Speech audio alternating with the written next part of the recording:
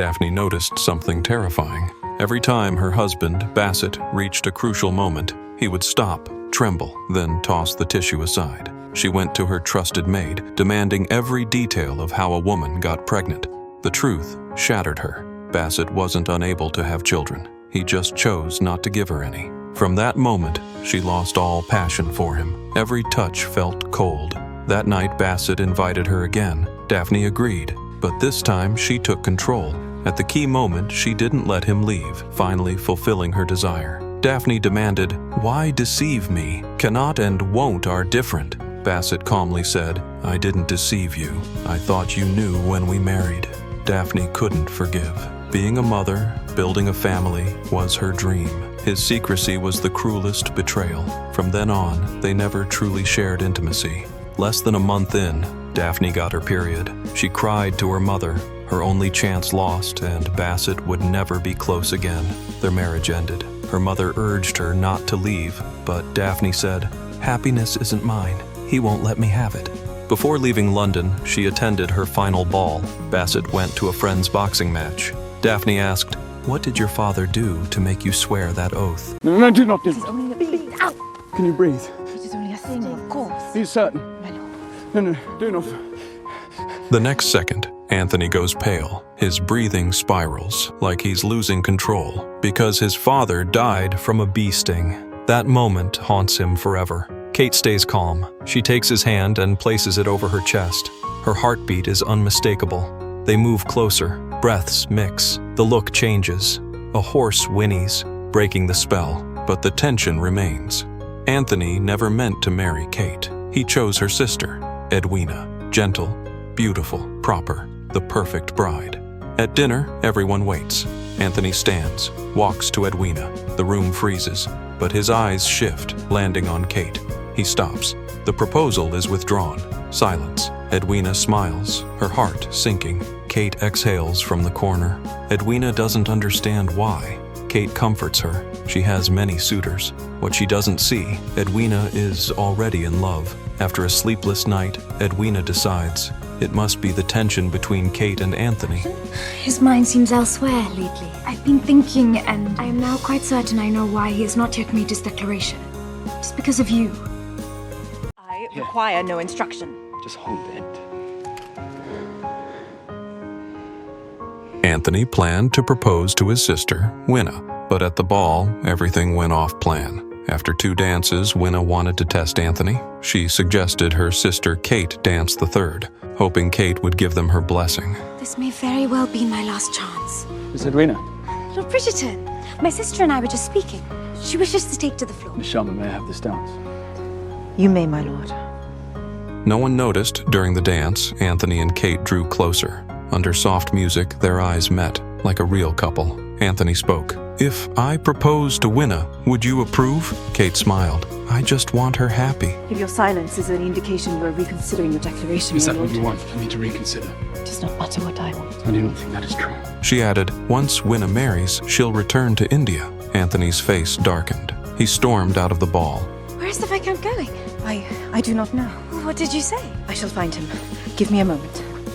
Kate followed. She didn't understand his anger, but Anthony's heart was shaken. He didn't want Kate to leave, and didn't know why he both disliked and couldn't resist her. Why is it that you dislike me so? What do I do to you? Tell me you feel nothing, and I will walk away. Daphne let her fan drop on purpose. The prince immediately bent down to pick it up. Every eye in the room turned toward them, but her eyes were fixed on one man, Simon. A few days earlier, Simon had quietly told her how a woman could find pleasure on her own. You do touch yourself. When you are alone, when you find a feeling you particularly enjoy, you can carry on with that. That night, holding the white rose he gave her, Daphne lay in the candlelight and touched herself gently. For the first time, she felt real desire, and all she could think of was Simon. At the art exhibition, the prince tried to court her, but Daphne's heart was already gone. She and Simon stood before her mother's favorite painting. Daphne said it felt like waking up at dawn in the countryside. Quiet, lonely, but peaceful. Simon listened closely, their fingers brushing together before either of them realized it. But soon after, Simon suddenly ended their fake romance. His words were cold, sharp, meant to push her away. He said he was leaving London. Daphne's heart cracked open. So, at the next ball, she walked in like a blade. The prince picked up her fan, admired her openly, even when he fastened a glittering necklace around her neck.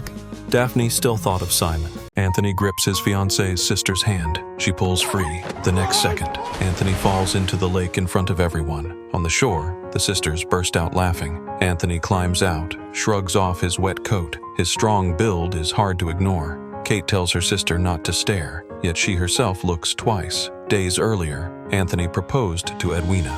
The engagement was set, the whole city knew. But between Anthony and Kate, the tension remained. Lady Danbury saw it and warned Kate, "He is your sister's fiancé." To avoid scandal, Lady Danbury sets Kate up on a boat ride. The man helps her aboard. From afar, Anthony's face darkens. Jealousy takes over. He ignores his fiancée. When Kate returns, Anthony reaches out first. Once he grabs her hand, he won't let go. The result, he falls into the water again. At the engagement dinner, Edwina's grandparents arrive. They favor Edwina alone, mocking their daughter and Kate. They shame the past, marrying for love. To them, money means obedience. The truth comes out. Kate secretly contacted them to secure a dowry for Edwina. One condition, she must marry a British noble. The room goes silent. Then Anthony steps forward. He dismisses them. No wedding invitation. They fire back. Not a single penny. The engagement dinner falls apart. That night, Kate explains everything. Anthony knows he never loved Edwina. Marriage would only hurt all three. If I wed your sister, it will bind me and you together for eternity. And I will spend every day of my marriage wanting you, dreaming of you, dreading the day when my last thread of honor finally snaps. At the ball, Nigel trailed Daphne like an annoying fly. Frustrated, she turned and crashed straight into Simon, the Duke of Hastings. To ditch Nigel, Tell me your name. If you desire an introduction, madam, I do believe accosting me to be the least civilized of ways. Accosting you? Surely they will try anything. Daphne tried to explain until he mentioned Anthony, her brother, and Simon's old college friend. So she fired back. As I am well aware of the company you keep, brother, I am certain your days with his grace were most civilized indeed. And her attitude actually amused him. Her mother arrived, saying a gentleman wanted to dance. Daphne was ready to accept, but Anthony stopped her. The more wanted you are, the harder you play to get. So the family left early. Next morning, every young lady had suitors waiting, except the Bridgertons. The only one who came was the man Daphne hated most, Nigel. Now I know. You and I were destined for each other.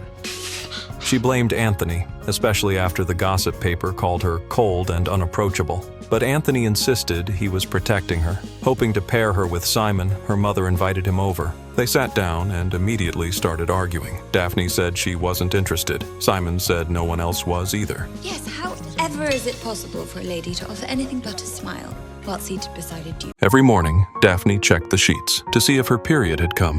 Her husband, the Duke, was even more anxious. If she got pregnant, their marriage could fall apart. The Duke never wanted children. He always stopped halfway. Naive Daphne asked the maid. The truth, he could have children, he just didn't want them. No woman could endure that. Once, Daphne took control, stopping him midway.